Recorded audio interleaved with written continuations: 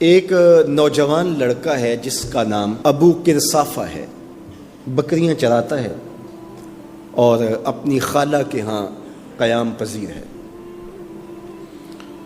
تو ایک دن اس نے حضور کو دیکھ لیا اور خوش قسمتی کہ حضور نے بھی اسے دیکھ لیا۔ تیری پہلی نظر کا وار توبہ، دل اب تک دعائیں دے رہا ہے۔ تو اب اس کو سب بکریاں بھول گئیں، وہ بکریاں لاتا ہے اور چراگاہ میں چھوڑتا ہے اور آ کے حضور کی مجلس میں بیٹھ جاتا ہے۔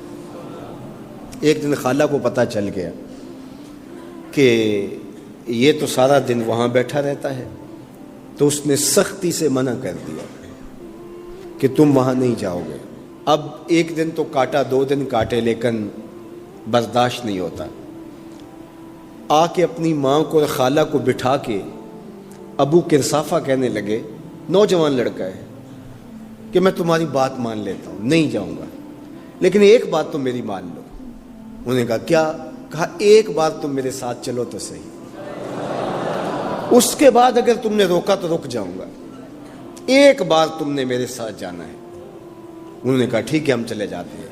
حامی بھر لی، خیال تھا کہ ٹھیک ہے اس کی کہنے پہ ہو آتے ہیں، اور اس کے بعد جو ہے وہ اس کو پھر زور بھی دینا پڑے گا، اس کی شرط پوری ہو جائے گی۔ اب ابو کرصافہ اپنی ماں کو، اپنی خالہ کو لے کر حضور کی دہلیز پہ پہنچا۔ کچھ دیر بیٹھے اور واپس چلے تو اسے بے چینی تھی کہ اب یہ کیا بولتے ہیں، چونکہ اس کا مستقبل بھی اس پہ لگا ہوا تھا۔ اب اس کے دل کی دھڑکنیں تھم رہی ہیں کہ پتہ نہیں میری ماں کیا بولتی ہے، میری خالہ کیا بولتی ہے۔ تو ابو کرصافہ کی خالہ نے بول کے کہا ما رأینا مثل ھذا الرجل، زندگی میں ایسا سونا بندہ دیکھا ہی نہیں۔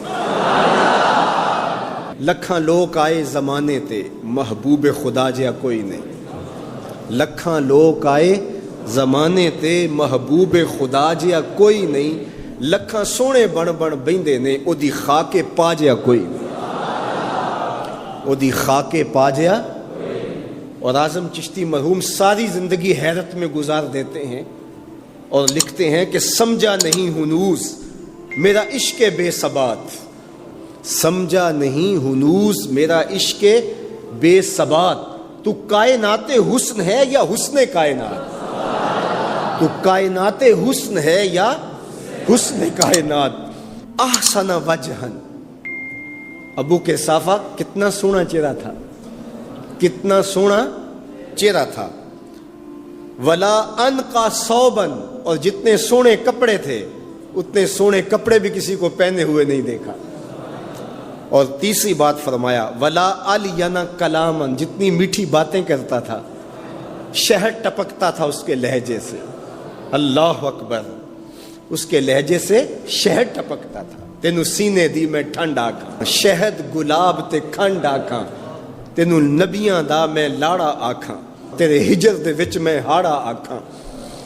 تو کہا ابو کرصافہ آج کے بعد ہم تجھے نہیں روکیں گے، سویرے آیا کر، شام آیا کر، دوپہر آیا کر، تو جی بھر کے محمد کے چہرے کو دیکھا۔ مکھ چند بدر شاہ، متھے چمک دی لاٹ نورانی، کالی زلف تے اکھ، مخمور رکھی ہن مد بھریاں۔ 2 ابرو کوس مثال دسن، 2 ابرو کوس جیتی نوک مجا دے تیر چھٹن، لباں سرخ آنکھاں کے لال یمن، چٹے دند موتی دیاں ہن کریاں۔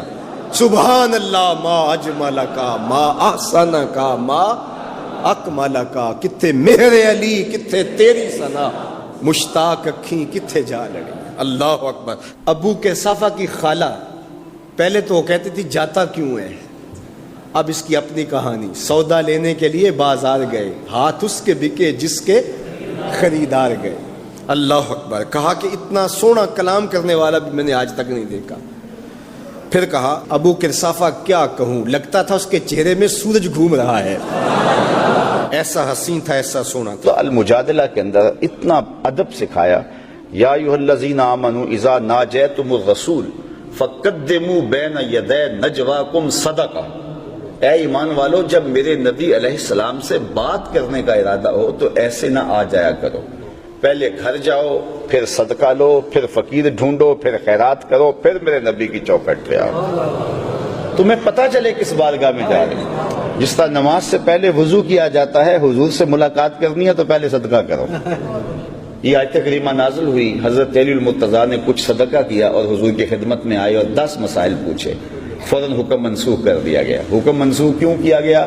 صحابہ غریب ہیں، تو غریب لوگ تو پھر حضور سے کوئی بات نہیں پوچھ سکیں گے، وہ تو حضور سے سرگوشی نہیں کر سکیں گے، کوئی مسئلہ دریافت نہیں کر سکیں گے، تو صحابہ کی غربت کا لحاظ کرتے ہوئے اس آیت کریمہ کا وجوب اٹھا لیا گیا، اس کو منسوخ کر دیا گیا۔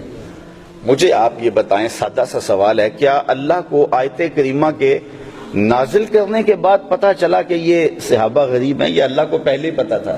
تو پھر اللہ کو جب پہلے ہی پتا تھا تو پھر حکم نازل ہی کیوں کیا؟ تو اس سے ایک شعور دینا مقصود تھا کہ تمہاری غربت کا لحاظ رکھتے ہوئے حکم واپس لے رہے ہیں، ورنہ میرے محبوب کی آبرو کا تقاضا یہ ہے کہ پہلے صدقہ کیا کرو، پھر میرے محبوب کی چوکھٹ پہ آیا کرو۔ تو یہ بتائیے کتنی حساس اور کتنی نازک بارگاہ ہے۔ اور پھر آگے ارشاد فرمایا اسی صورت میں، اے ایمان والو میرے نبی کی آواز سے آواز بھی اونچی نہ کرو، اگر تمہاری آواز بھی اونچی ہو گئی عمل ضائع کر دوں گا اور تمہیں خبر بھی نہیں ہونے دوں گا۔ یہ کتنی سخت مار ہے کہ صرف آواز اور لہجہ بلند ہو گیا تو عمل اکارت ہو جائیں گے، سب کچھ لٹ جائے گا اور تمہارے نامہ اعمال زیرو ہو جائیں گے اور تمہیں پتہ بھی نہیں ہوگا۔ تم کہو گے اکاؤنٹ میں بڑے پیسے ہیں، اکاؤنٹ بھرا پڑا ہے، لیکن لٹ جاؤ گے اگر تمہارا لہجہ بھی بلند ہو گیا۔ امام مالک نے اللہ اکبر 40 سال تک حضور کے روضہ انور کے پاس بیٹھ کے درس حدیث دیا ہے، اور 40 سال میں ایک بار بھی ایسا نہیں ہوا کہ حدیث کے کتاب کے ورق کے پلٹنے کی آواز بھی پیدا ہوئی۔ یہ محبت والوں کا انداز زندگی ہے۔ حضرت صاحب بن یزید کہتے ہیں، میں مسجد نبوی کے کونے میں بیٹھا تھا، کسی نے مجھے کنکر مارا، اور جب کنکر مارا تو میں نے پلٹ کے دیکھا تو حضرت عمر تھے رضی اللہ تعالیٰ عنہ۔ تو میں نے اٹھ کے ان کے پاس جا کے حاضری دی اور میں نے کہا آپ نے مجھے کنکر کیوں مارا ہے؟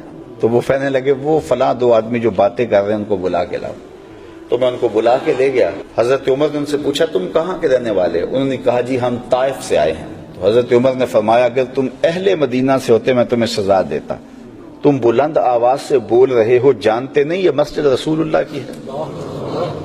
تو یہ اتنی نازک اور اتنی حساس بارگاہ ہے۔ علامہ اقبال علیہ رحمہ تو کہا کرتے تھے کہ لوگ باتیں کرتے ہیں، میں تو یہ بھی گوارا نہیں کرتا کہ کوئی یہ کہے کہ تیرے پیغمبر کے کپڑے بھی میلے تھے، میں تو اس کی بھی گوارا نہیں کرتا۔ وہ شاعروں کا ایک مزاج ہوتا ہے نا، تو کوئی بندہ گیا ایران تو واپس آیا تو اقبال سے ملا، تو فارسی زبان تو بڑی میٹھی ہے، تو وہ کہتے ہیں فارسی شکر کی طرح میٹھی ہے۔ تو وہ باتوں باتوں میں اس نے علامہ اقبال سے کہا کہ فارسی تو پھر فارسی ہے، عربی تو اونٹوں کی زبان ہے۔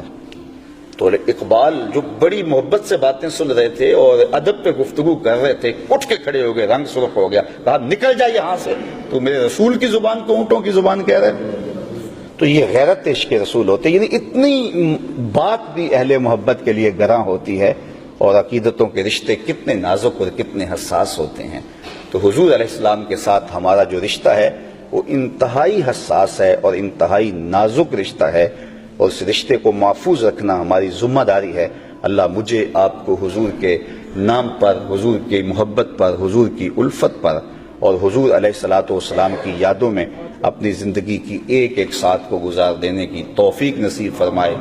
اقبال نے تو جو ہے وہ اپنی ساری زندگی کا خلاصہ ان 2 لفظوں میں نچوڑ دیا کہ محمد سے وفا تو نے تو ہم تیرے ہیں، یہ جہاں چیز ہے کیا لوح و قلم تیرے ہیں۔